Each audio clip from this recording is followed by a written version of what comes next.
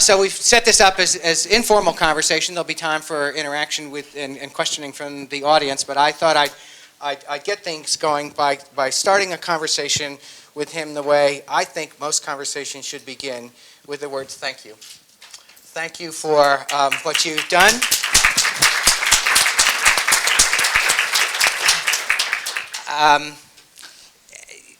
We all owe him a tremendous amount, and not only for what he's already given us, for what he's working on now, and for the values he's trying to make sure are ingrained in the systems that he's building and in the people he interacts with. It's a much better world that he's been in it, and I'm hopelessly unpartisan. Not on this point. I'm very grateful for all that you've done, and you've made my life. So thank you very much. Well, there's an awful lot of people, of course, that world has been a really exciting one to be in because of all. The spirit of it has been just a huge number of people coming out of the woodwork all over the place and doing things because they thought it was a good idea at the time. And that spirit, amazingly enough, continues, even though it was actually 20 years ago. Lots of people. I wanted to sort of marry up the two events of the morning in my first question to you. Among the many values, and certainly the traits that you bring to this world, is your enthusiasm for it. And I wonder if I could key off some of the things that Vint was saying this morning that are the challenges in the world that both he and you and others have been trying to build.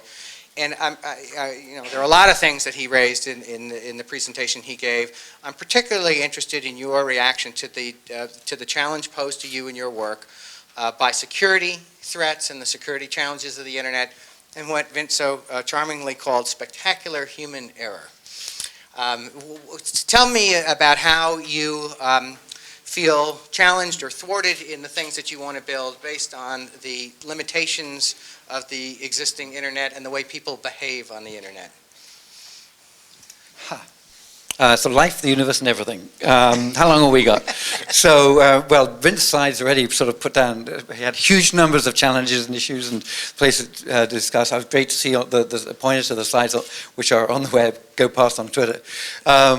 So I can study those all offline afterwards. I suppose, so there's, first of all, everybody out there, as we were discussing in the panel on government data, people do tend to make mistakes, but on balance, the overall motion is very much forward. And one of the great things about the web has been how it's been seen to be so multiplicative. The fact that each piece of information somebody puts out there, it gains value from all the other pieces put out there. So if you're going to ask, what are the things we have to watch out for, and maybe do a little bit of science about and study, analyze, are things, could that cease to be true at some point? Could it get to the point where the internet becomes, to a certain extent, for example, at the social level, unstable? It gets to the point where ideas propagate across so quickly that a conspiracy theory can start when you go to bed, and before you've got up and written about it, it's actually gone around the world and changed the world and made everybody afraid of something, like afraid of government, or afraid, turn everybody to disrespect authority or something. Nowadays, that sort of thing, before that sort of thing would have happened to have taken very much more time, and slowly, as the silly rumor spread, then the government would come on television to tell everybody not to believe it.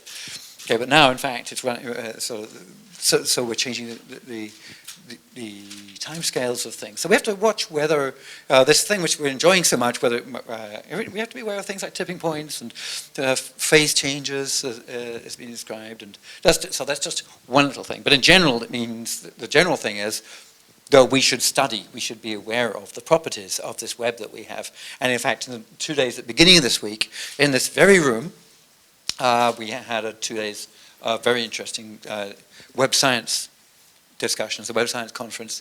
Web science is about studying it and maybe building a better web, but making sure that the web serves humanity properly, even though as things can become so much bigger and so much faster. Ed, could I just follow on and make sure that the people who might not have heard some of those earlier presentations, you're beginning to see the first fruits of your advocacy on behalf of web science, and you're actually building a discipline and institutions around it. What has been sort of most interesting and revealing to you, and if you could sort of steer people in the way Vint was steering them in some of his work this morning about what to study or what are the big questions that might be amenable to web sciences, where would you go? So the most interesting work first. What have you heard that so far of your first fruits that has turned you on? Well, okay, so that's asking for the best. So the best paper of the conference was one in which, do you remember his name? But it was a great paper which did an analysis of how Twitter was used in by somebody. This is Someone can tweet that URL, I'm sure. Yeah. So the best URL, paper. the best Google best paper website. What was interesting was that Massachusetts, which generally is very democratic, elected a Republican. Just before that happened, there was during the run-up to the election, Google changed the way it worked. Google changed from Google Real Time was introduced. So not only when you search for something, not only would you see what the well-oiled Google search engine decided was going to have high page rank and be appropriate to you, also it showed what people are currently twittering. And it looks as though people found that was in fact a backdoor to getting particular information about politicians in there. And so this person did an analysis of the sorts of behavior that people discovered would get them very high rank in what Google was doing with Twitter and allow them to dominate the discussion in that real time. And in real time, in the run-up to election, real time dominates. And so in fact, they could start rumors. And it looks as though possibly, the suggestion is that the election was manipulated by manipulating the web. So the web out there is humanity, technology, connected by technology. If you understand the technology and we haven't made sure it's got the right, we have to be careful that the parameters are right, because if somebody understands it better than us, and then maybe they can use that knowledge in order to manipulate in ways which we might think are unfair, or manipulate in ways which, for example, are very detrimental to the market, and damage something which they've sold short. You sit on a research budget now. You control the government money in your policy shop at NTIA that is looking at stuff. I wonder if you could talk a little bit about your own research agenda, what has come out already, what will be emerging, and sort of how it might connect to the things that we were just hearing.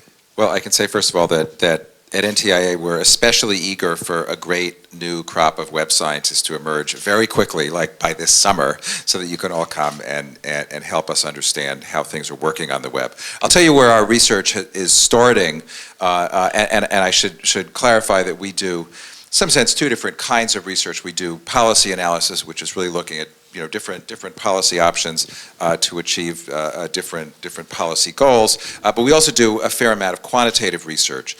NTIA has started working with the Census Bureau to do studies of internet usage. This is actually work that Lee, when your colleague John Horgan, who's now at the FCC, was working for you, really pioneered in many ways. We have the advantage of being able to work with the Census Bureau, which is able to go and do surveys of tens of thousands, hundreds of thousands of homes really pretty easily and pretty quickly, and find out just what people are doing with the internet, who's using it, who's not. As you know, one of the main goals of the Obama administration in the internet policy arena is to increase access to broadband internet services.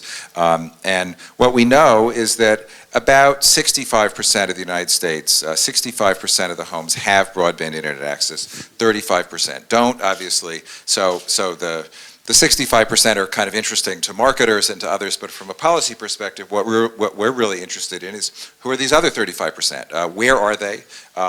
If they don't have internet access, why don't they? Are they in particular parts of the country? Do they not have internet service because it's too expensive, because they don't think it's useful, because they're scared of it, because they think it's going to be bad for their kids? What is it? Interestingly, and we just did the first of these surveys with the Census Bureau, the first that's been done in a number of years. Back about 7 or 8 years ago, these surveys were done, but then they were stopped for some unknown reason. But we were able to start them up again. I'll tell you the most striking statistic, actually, that we noticed was that in the United States, a full 30% of the population, 30%, has never used the internet, does not use the internet at all. Now, my guess is you could take some small slice of those people and say, well, actually, you did use the internet. You didn't really know you were doing it, or maybe you called it something else. But even if you figure that accounts for a third, it's still an enormous number of people, given the essential nature of the internet for U.S. society. It's a huge gap. And so a big part of our research agenda going forward is going to be about understanding who these people are, why are they not online, and also to understand what's the impact of either being online or not being online. One of the exciting intersections between this policy question and some of the tools that are being developed in the semantic web environment, in the linked data environment, is that more and more, we're going to be able to look at this survey data, look at this census data, and put it on a map, and associate that data with other economic and social indicators that we know about those regions. So we're going to soon be able to get down to the state level, even the county level, even maybe more granularly, and look at both the economic impact of broadband usage in places where it's used a lot, and look at the corresponding lack of impact, obviously, where it's not used as much. So we think there's a whole lot of tremendously exciting research to be able to do, and a lot of doing it actually requires the kind of linked data techniques that we've been talking about. It requires we be able to take the data we have from the Census Bureau, the data that we're going to get about where broadband service is available, where it isn't available, data that we get from other parts of the government that establishes indicators of economic activity in different localities. And we're going to be able to get a picture of the internet economy at a level of detail that we've simply never been able to have before. Is it all going to be 5-star data?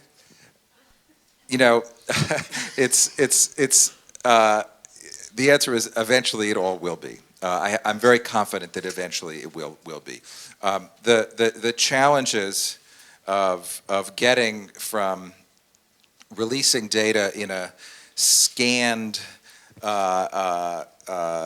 piece of paper, a PDF that represents a scanned report that someone printed out from a dot matrix printer, to RDF or XML or even comma-separated value text is non-trivial, and it takes time. But I think it's certainly been critical that the administration from the top has said, this is a priority. All you agencies, you've got to go do this. And what that means is that as Andrew McLaughlin said, people in agencies work very hard on all these sorts of problems. Agencies tend to be understaffed, tend to be under-resourced with respect to IT skills, and so they prioritize. In the past, getting open link data out has not been a priority. Now it's going to be. So we'll get there. So now we're prioritizing above making the fancy website, so that it may be that they end up saving the time, the effort for making the fancy website, because a couple of days after they actually put out the linked data, then all kinds of people have turned it into So I things think that what you've stated, Tim, is really a challenge to the semantic web community, to the developer community, to the linked data community.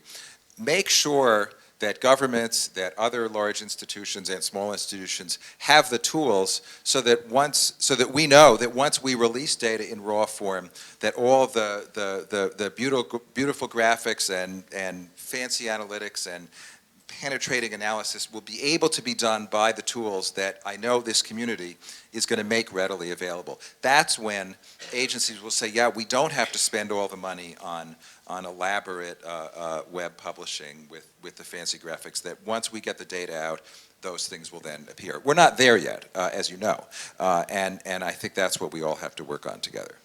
As long as we're talking about policy, no one would let you leave the room without giving the state of play of the net neutrality debate, both inside the administration and in the broader context. Can you tell us where things stand, when we might actually see a bunch of actual policies to follow the values that Chairman Janikowski has articulated? Full disclosure, this is a hard issue to talk about. What I can say, and it's a hard issue because we're right in the middle of developing a detailed set of policy approaches to how to realize what has been the president's stated goal since the campaign of preserving and enhancing an open internet environment. That's a very clear goal.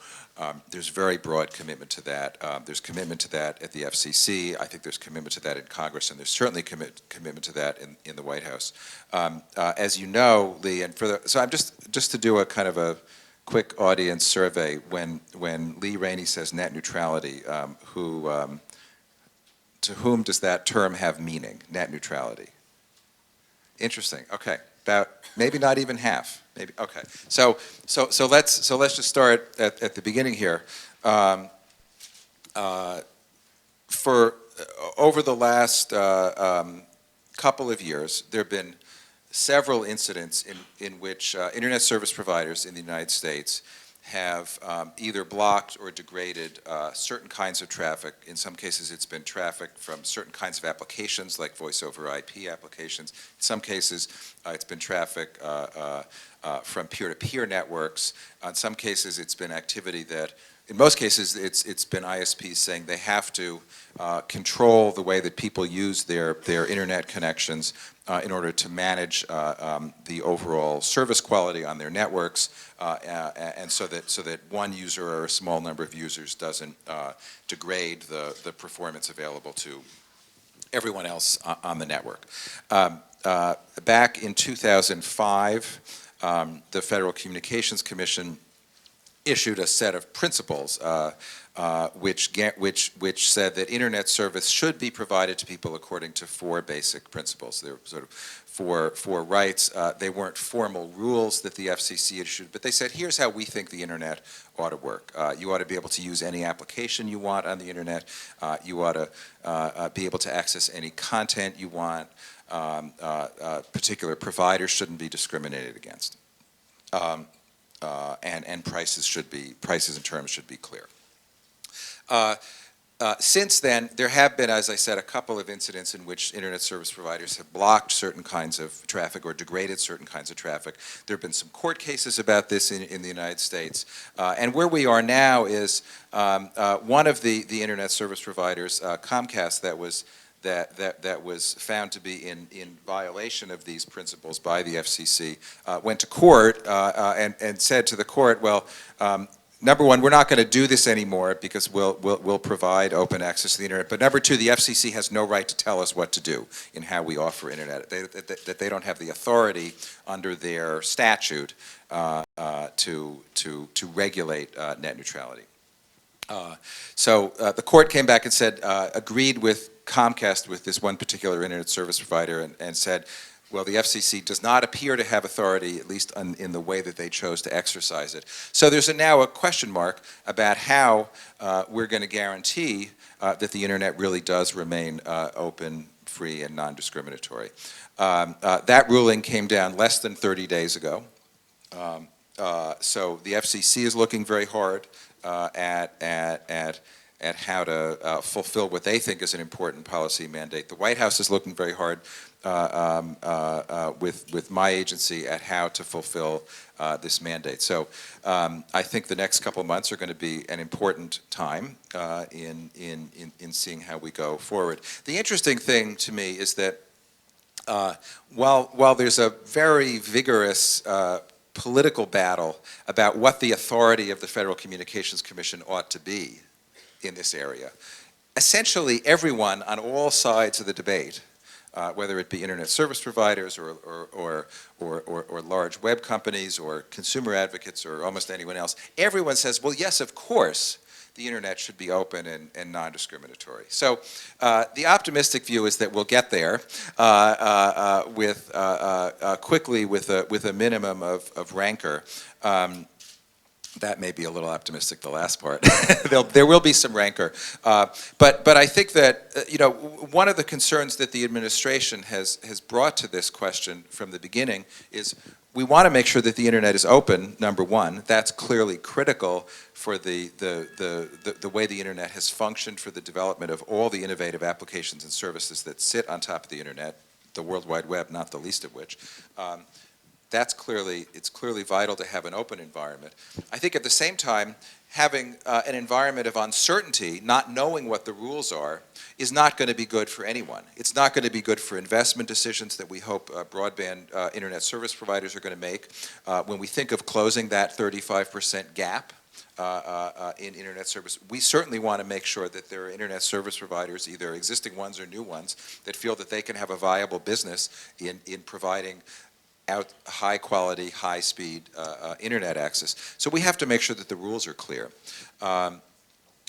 We have to do that both for the network operators and also for the innovators and entrepreneurs who are going to be thinking of developing new web services in the future. You're not going to go and develop a new service today if you think tomorrow that an ISP might decide to shut it off. The web is, Tim points this out better, than anyone, that Tim didn't have to ask permission of any internet service provider to start this thing called the World Wide Web. It just ran on top of the internet without any interference and without any permission. That's clearly a critical environment to maintain. So I think it's going to be an important couple months coming up as we see how this all plays out. Back to you, Sir Tim. You have spent the better part of your life changing people's relationship to information, and for the better, in many, many, many respects. And there's lots of enthusiasm for the impact that it could have, and yet there are many who think that that's the institution that might have changed the least in the midst of this revolution that is taking place in so many other places, including in other aspects of government. There was a lot of talk in the panel discussion this morning about how the availability of data, particularly about schools, might be driving important parts of behavior external to school systems. And I'm wondering if you could just put on your hat as a social critic. When might this really happen? Is it a good thing or not to have happen? And when will the web and the classroom not be sort of at odds with each other and in different realms and be much more integrated? Well, you wrapped about sort of 8 things up into one there. Let's first of all, so there's 2 pieces of that. One is when we have data about school performance, then it's interesting then maybe this will improve school performance. Of course, that is really hairy. In general, having data about things is good. And if there is data, sort of keeping it covered up probably doesn't help. There are lots of issues behind it, though. One of the issues, of course, is this, that if school performance is measured by some standardized tests are well known for being kind of boring as a way of running a school. It's kind of boring as you're a teacher to have to teach the test. Your brightest students will be so there's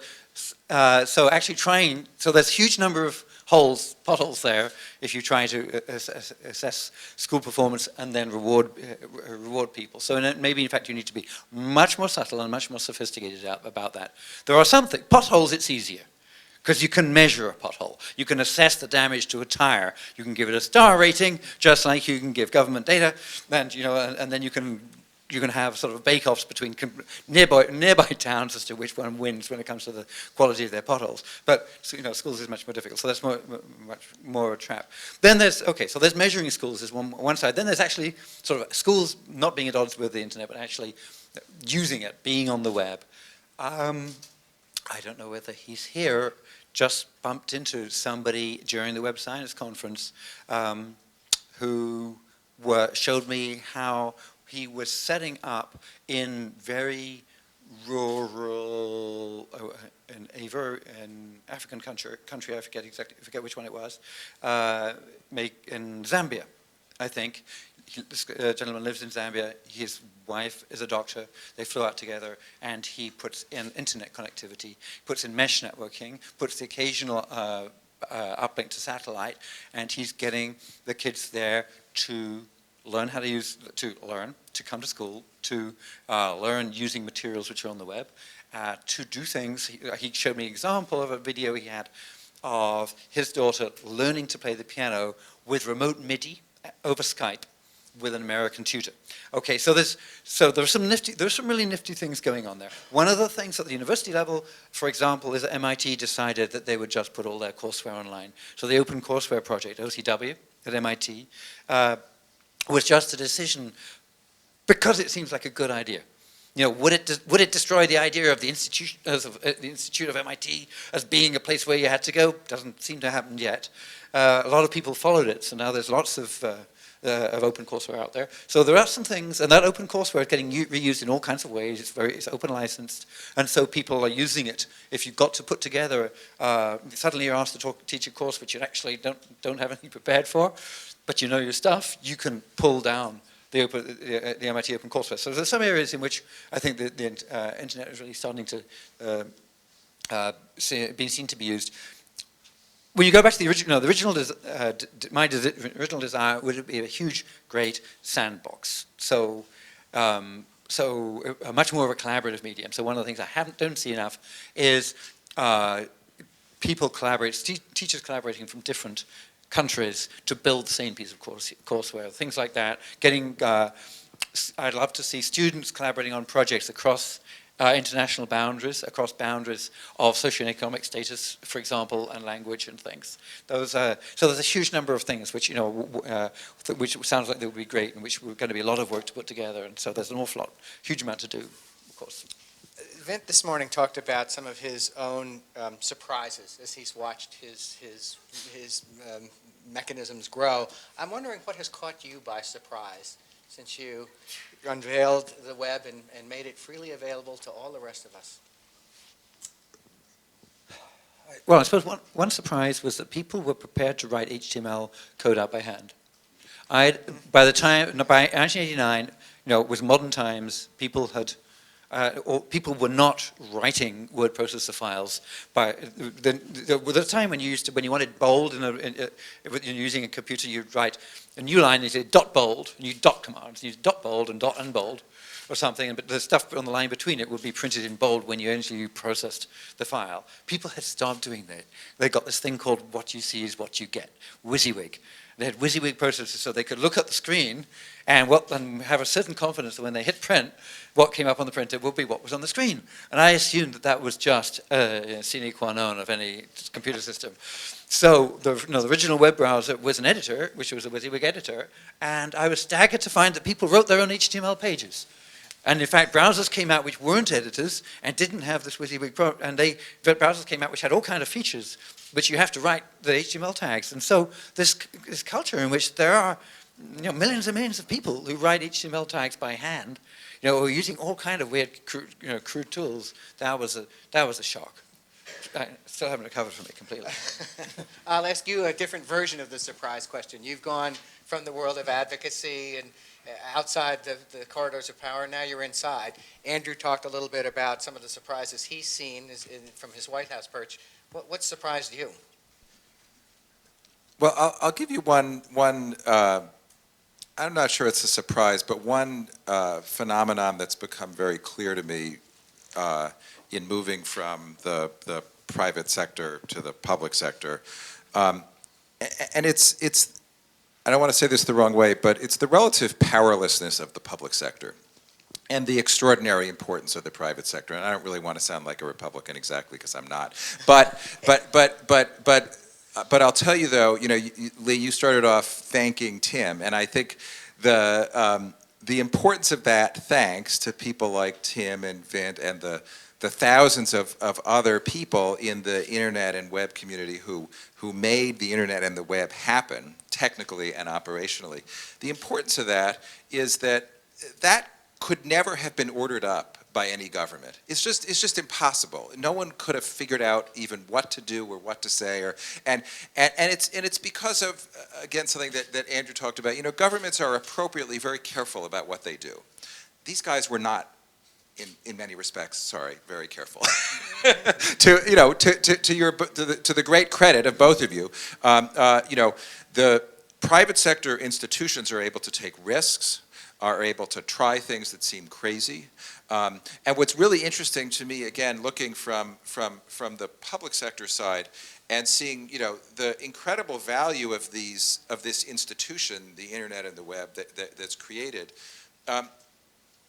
it's that it simply couldn't have happened without number one, the private sector initiative, but it's a particular kind of initiative.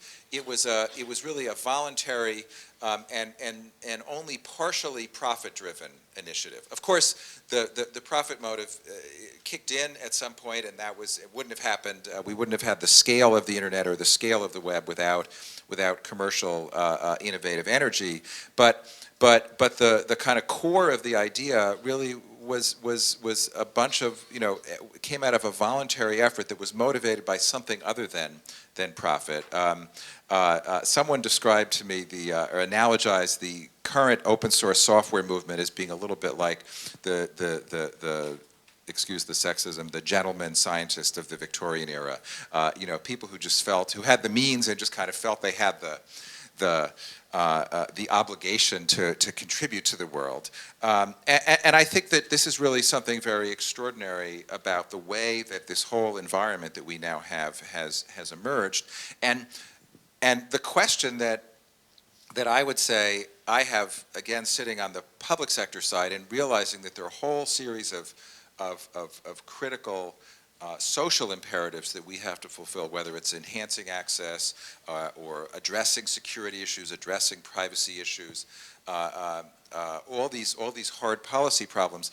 The question is, can we leverage some of this voluntary, what is now called in fancy terms, multi-stakeholder effort to make progress on these problems? I think the really interesting thing is that in the web environment, there have been some successes in using this kind of multi-stakeholder energy, not just for technical problems, but also in some ways for social problems. Some of the efforts towards addressing privacy issues on the web really came out of kind of voluntary, partially self-regulatory, partially regulatory-inspired efforts.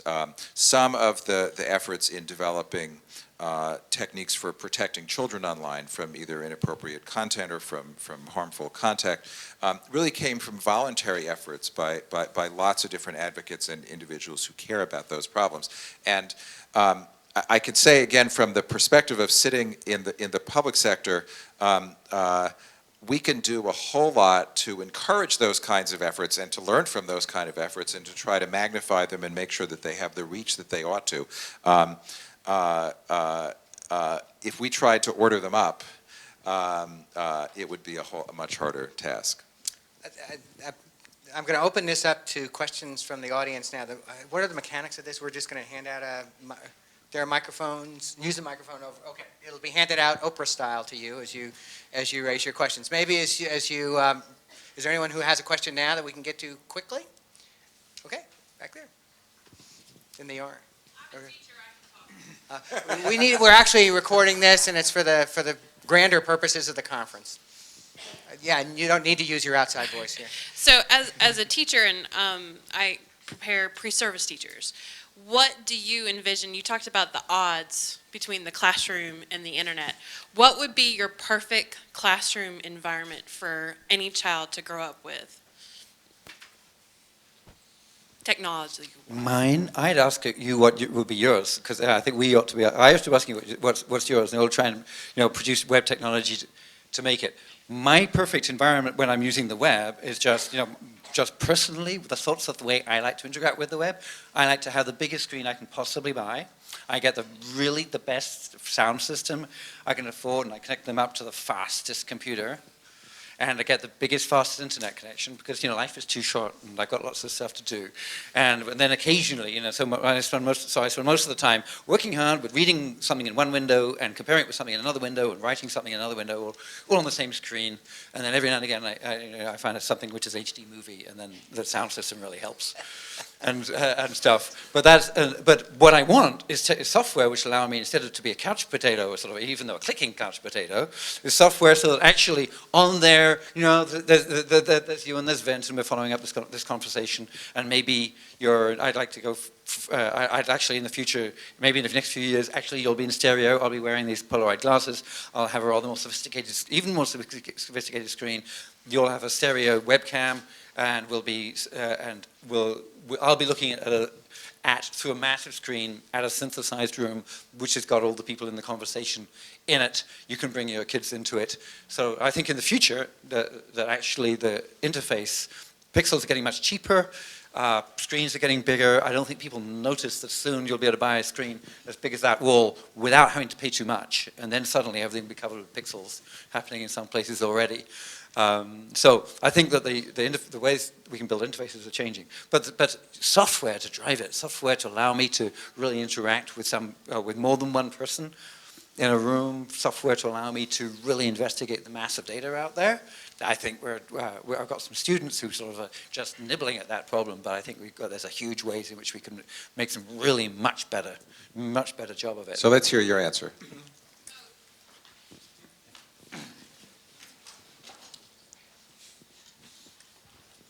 Well, I think in the perfect classroom, it would be total global and collaborative. It would all be project-based. Everybody was working towards a problem, a goal, that the people in their class has nothing to do with who they're sitting next to. It has everything to do with who they're connected with. And that could be all over the world because we're all trying to solve the same problems. And then when I get to that, it's all about writing collaboratively online in the cloud, putting all that together and having that goal be that presentation to solve that problem, because I think our kids can probably solve a lot of the problems that we have that we've never even tapped into their potential. But I think it needs to be much more about what they think and what they want to add to it, and then how can we do that, and how do we create environments that's applicable and that's accessible. Thank you. Has anybody here seen Eric Whitaker's virtual choir that was pointed to from the TED.com? Oh, check it. You've seen his virtual choir? That's an interest. Imagine that as an interactive 3D walkthrough experience. Okay, the virtual choir. Check it out. Oh, sorry.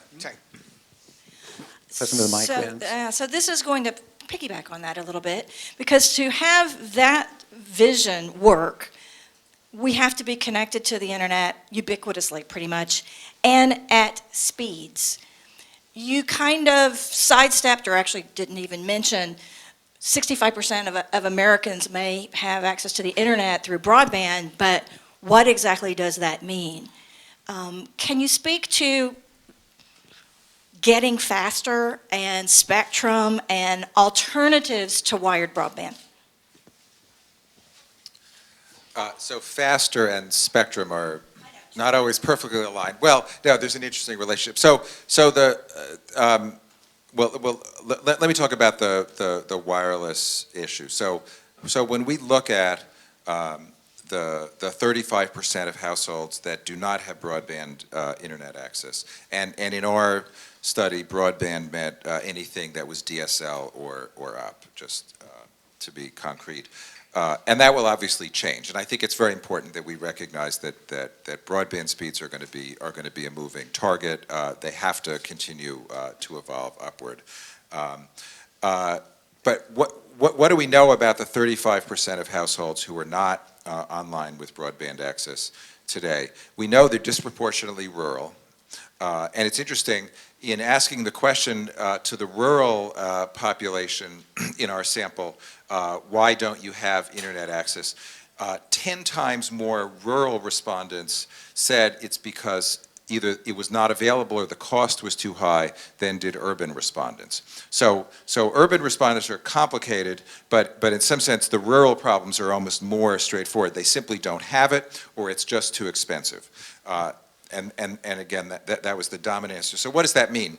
It means that, very often if you're in a rural area and you have to run a piece of coax cable or a fiber or copper, whatever it is, to one house that's 5 miles from the nearest other house, the wired solution may not be the best way to go.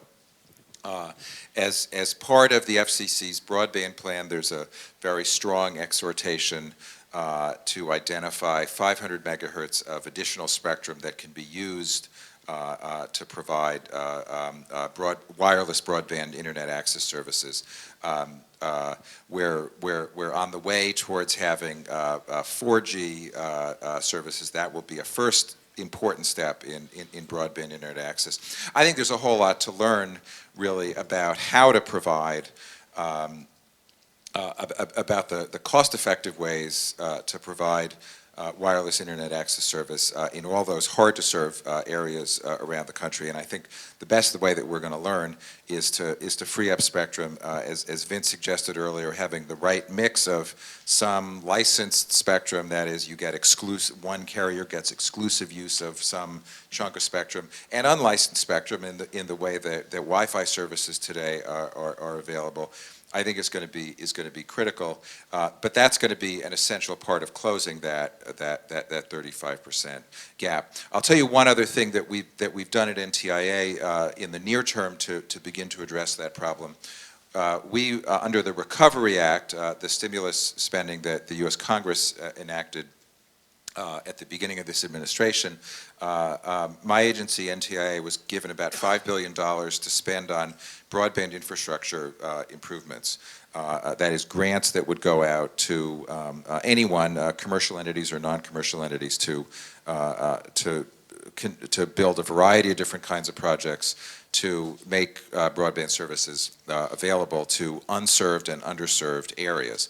And one of the main strategies that we used, a very large proportion of the grants that we gave out went to what are called middle mile projects. And what that means is we funded essentially extensions of the internet backbone, because really what we're talking about is internet service here. We funded extensions of the national internet backbone into areas that have very low service concentrations. And what we expect with those quote middle mile services, and I should say, part of the requirement for getting money to build those very high capacity fiber links off of the backbone into unserved areas is that the carriers who built those middle mile connections could charge money for connection, but had to do so on a non-discriminatory basis, had to follow what are essentially the net neutrality rules that are now under debate. But we said you had to provide open access networks. And the reason we did that is because what we wanted to do was to make sure that when we funded the middle mile service, this extension out into rural areas, that then independent internet service providers could provide the so-called last mile link. And in some cases that's going to be wires that they run, but our guess is most likely it's going to be wireless broadband internet access services, and it's going to be a lot easier for new wireless internet service providers to offer broadband service because they only have to get to the newly constructed middle mile connection. They don't have to buy a connection all the way back to the backbone, because that is in many cases that's the huge capital expense that's often required. So we're going to be watching very closely, and part of the research that we're going to be doing is going to be looking at the effectiveness of this middle mile investment to see whether it actually does stimulate, as we expect, the development of better wireless broadband services. Yeah, I'll take another spin on that. When as we develop the web technology, and lots of people in these halls are doing it, we make sure that it should work for anybody. So it should work on any computer. It should work on any operating system. No matter which browser you use. It should no matter which language you speak, and no matter what sort of data you're trying to or documents you're trying to. So that basically, it should work for anything, and it should work for anybody. Now, anything and anybody is the sort of mantra that we've had for the last 20 years, but now under that rubric, it has in fact gone very nicely, so that 65% of people have access to the internet in the US. But if you looked at, go back to Vince's slides, that he put up a table, and the US was, in fact, had the highest value with that, even beating Europe, Asia. I think was all lumped together. I don't know whether Japan had been pulled out. It might have been higher. But in general, of course, and sort of Asia was around 20, but coming up. But then if you look globally, it turns out that 20 or 25% of people use the web, have got access to the web, and so that's globally. So that's not much smaller than 65. So it's, and of course, there's a big spread. So in Rwanda, for example, about a quarter of the people have got cell phones, and about 1% of the people have got internet access. So whereas you think, while we're thinking about the techniques you can use to get to the end and really sort of wring out that last few percent in countries like the UK and the US, and maybe interesting to look at overlap with getting the last 80%. Now, when only 1% of people in the planet had heard of the internet, it would have been kind of ridiculous for us to have meetings about how we can get everybody to use it. But now we've got 25% people using the web, have access to all that information, all that healthcare information, all that agricultural information and stuff. Suddenly, we thought that it's incumbent on us, especially the people in that 25%, to go and look for the other things. So we started the World Wide Web Foundation fairly recently. It's a young foundation which is trying to look at the health and the web and the fact that the web serves humanity properly, and not just by making great standards for new fancy graphics and 3D and stuff, and not only doing web science so we make sure that the system is sort of stable, but also looking at the serious about what things we could do which would make the most difference for making the web. So similarly, if you go to Africa and you talk to people similarly, well, we need a lot more data coming out of Africa, but you get, certainly from stories, you find that there are people who actually have got, even though they're a very remote part in Africa, they have actually got cell phone coverage, and they've got 3G if they go to the top of the hill. And they've got, in fact, because they're an important guy in the village, they've actually got a fancy phone, or somebody's given them a fancy phone, but there's absolutely nothing in their language. So there are lots, or you may find that there are all kinds of reasons. It's not just that they don't have connectivity. There's illiteracy, of course, not having anything in the local language. A lot of people with disabilities, for example. So this is much larger, and it's in a way the shoe's sort of on the other foot, in that the vast majority of people, rather than the vast majority of people, don't yet have access. But it is changing dramatically. Of course, it will change very dramatically for the people who are the powerful and the wealthy initially. And I think and those all have a duty to do their very best to make sure that the rest of the people don't catch up. What was clear, talking to people in the US, and also talking to people in the UK, people like Martha Lane Fox, who is an expert on digital inclusion. She's been sort of studying it for the last few years. One of the things she points out is that if you can get to the point that everybody in the country has either got access to the web, or they've got somebody they can go to who can help them with it. Somebody they can ride a bike, or they can ride a horse, or drive their Jeep over the mountain to somebody who can help them. Then suddenly, every company and every government service can switch to online. So instead of having to have offices dotted all over the place to help you figure out how to repair your vacuum cleaner, or how to apply for a driving license or something, suddenly you can go 100% online. There are huge savings in that, and you can use those savings to pay for the safety net you've got for the people who are just never going to be using a computer, or just never going to be using the internet. So it's a big switch in the developing model in the developed countries, and the developing countries will get there, but they need a lot more help. Is there another question up here?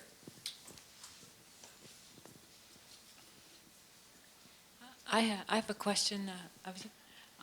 Didn't the state of North Carolina get one of your grants? Wasn't MCNC awarded a grant? At least one, yes. I think there's one large middle mile project in North Carolina. There might even be two. Right. Yes. Because I thought it very interesting, some of the comments that you were making, is that, the state of North Carolina actually is a very rural state. And there are places, I'll give you in a county, Greene County in the state, that it looks like Africa. It is an underdeveloped county. So I think that I would like to ask, how do you perceive, because that's going deeper, You can't just go to a state level. It's really going to a much more localized level and trying to understand those particular problems, and you're at a federal level. So how do you propose to address those types of discrepancies? Because you could come to Raleigh and say, hey, wow, look at how great they're doing, and then we could show you less than 100 or 200 miles of very underdeveloped place. Well, I'm pretty confident that we didn't fund anything in the city of Raleigh. If we did, it was a mistake. Well, and let me, I should say, we didn't fund any infrastructure in the city of Raleigh because I assume it exists. It wouldn't surprise me at all, and I don't have the entire catalog of we've given out about $1.2 billion in grants so far. I don't have them all in my head. There are 100 counties in the state of North Carolina. Wake County and Mecklenburg, which would be where Raleigh is. And then Mecklenburg was where Charlotte is. Those would be some of the highest advanced educated populations. There are other counties in the state of North Carolina that are very rural or either textile-based that are very, very underdeveloped, like Africa, truly. You know, I think that there's been a lot of exciting work from community-based organizations, nonprofit organizations such as One Economy, many other organizations that are really looking at the question of how do you encourage communities to get online. One of the other findings in our survey, in our internet usage survey, was that a very significant proportion of those who don't use the internet say that they don't use it because they think they don't need it. Now, that blurs sometimes a little bit, as Lee knows, with don't need it, don't understand it, can't afford it, so they say, well, relatively speaking, I don't need it. But what we know is that a significant proportion of people who are not online will not get online unless we find programs that engage them with reasons to be online. Some of these are programs that are going to be based in schools. Some of them will be based in community centers, other kinds of community-based organizations. Many of these will be health information-oriented programs. So some part of the broadband program, broadband grants that we have given out have gone to both public computing centers, that's environments where people can go if they don't have a computer at home or an internet-connected computer at home, can go to some a public facility to use, to be able to get online. And also, we funded a whole number of different kinds of programs all around the country to figure out what the best way to engage different communities is to give them a reason to be online and to help them get the skills and most importantly, the motivation. So I think that you're 100% right, especially as to this last 35%. Infrastructure is only a small part of the problem. It's critical. We have to get that infrastructure out there, and the middle mile grants of the sort that I talk about will travel through lots and lots of rural counties and make it easier to provide access. But then there's the additional and more complex question of how to actually get those people online once it's available. I'm going to ask a personal question in the context of wrapping this up. One of the big changes that all of us have experienced, thanks to what you have given us, is that information is flooding into our lives, often at a volume and a velocity that we can't necessarily cope with. And so I'd be interested in hearing from both of you, what are your personal strategies for how you arrange the information inputs in your life? How do you screen? How do you make sure that you're aware of serendipitous encounters with information that maybe not is set up through your screens? Just how do you organize your life to get what you need in information and to project what you want? You know, I have to say, first and foremost, I rely on my friends and my colleagues. I mean, some of that is assisted with a variety of mechanisms, whether it's, shared RSS feeds or shared bookmarking services or, all kinds of collaborative tools, and I think RSS and Atom are, some of the, critical pieces of technology that got put on top of the web. They're just vital to the kind of decentralized publication environment that we have. But it's not enough to have the technology. You have to know whose RSS feeds to pay attention to, right? So I think you trust your friends, and I think that's the great success of a lot of these social networking services, that they put our friends closer to us and make it, it means I can figure out what Tim's reading if we don't happen to be next door to each other. And I think these are all services that need to be developed further. I certainly feel like I probably miss more than I catch in terms of what I ought to read, but to me, it's friends. Well, I suppose it's, in a way, so it's friends and it's colleagues and it's people in general. Whenever you read a feed of something, it's a feed that somebody else has produced. So selecting those things is important. Yeah, I have really horrendous email filters. So if you send email to my email address and you don't put my name in there, then your mail arrives and with about 60 per day of spam who know my email address but don't know my name. So it's worth it to me. I'm sorry, you lose. So you have to remember to put my name in there. And so that cuts down a huge amount of spam. I've got lots of other spam filters of various sorts, which cut so that, in fact, the amount of email that I read, I scan through, I don't know, whether it's 60, 100 a day, and I try to do that, and then I mark up all the ones which are really important and need to be dealt with, and I never do them. So I have not solved this problem. I can do the scanning and flagging, but dealing with the flagged ones is totally beyond me. It needs to. So I think because those are the ones which actually involve being online and looking things up and thinking and writing responses and stuff. So there are lots of things which I don't. There's one thing I find is. Really good fun at a conference like this is to get out TweetDeck and have a column for each of the flags and have more and more complicated columns which combine different flags. And so one rule I found is if I want to get work done, turn off TweetDeck, and because it's just to explore the ADD side of your personality, turn on TweetDeck, and to turn it off. And so I think as somebody I know quite well said the other day. Talking about this, how do you deal with all the different, having so many windows? I have a large number of applications open. I have a large number of windows open. If I actually my machine crashes, it's a bit like having 8 hours sleep because a huge amount of activity just disappears. And so.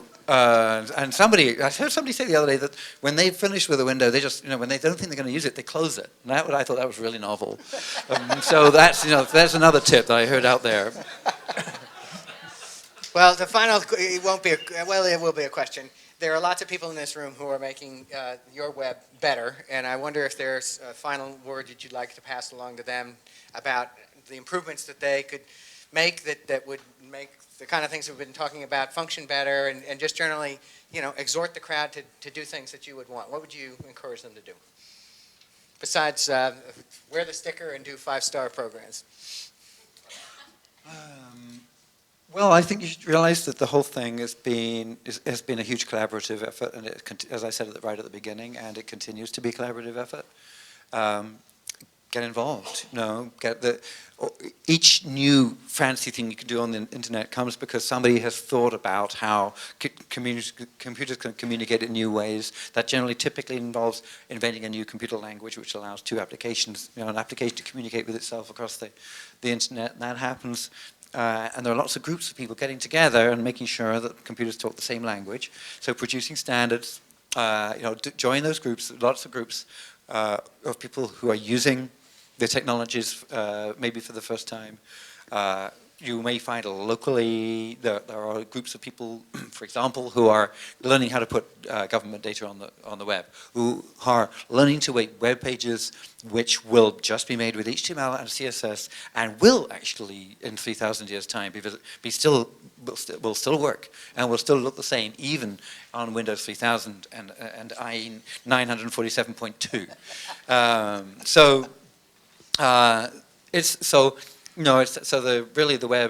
The web is you. The web is everybody collaborating, and a lot of the people in this room are involved in it. So I just say, keep up the spirit, keep up the good work. I'll just extend that message to what I think of as the space of social policy and social convention. As I look at and work on issues like privacy, online copyright protection, At the bottom, these issues are really all about how we interact with each other together. They only become, they get into the public policy arena when something really goes wrong. And they're easiest to solve when when as policymakers we can look out into the world and say, oh, there's actually a model for how to do this. There's actually a way that people are behaving and functioning collectively that seems coherent and scalable and basically fair and, decent and humane. And I think, the great moments in the web from a user perspective is when everyone really thinks about how they use the web as if it's going to shape the way other people use the web, as if it sets a good example, as if it creates the kind of community that we all want to be part of. That, very selfishly, makes policymakers' job a whole lot easier, because all we then have to do is support that, as opposed to try to figure out how to turn around behavior of hundreds of millions of people, which is often really kind of impossible. So I guess I would say, aside from the exhortations to go out and be good web scientists, which certainly we need in the policy community, it's to think about how to be good users and shape the environment in a way that you think you'd want to leave it. What a wonderful final word, but the absolute final words have to be the words I began with. Thank you. You're welcome.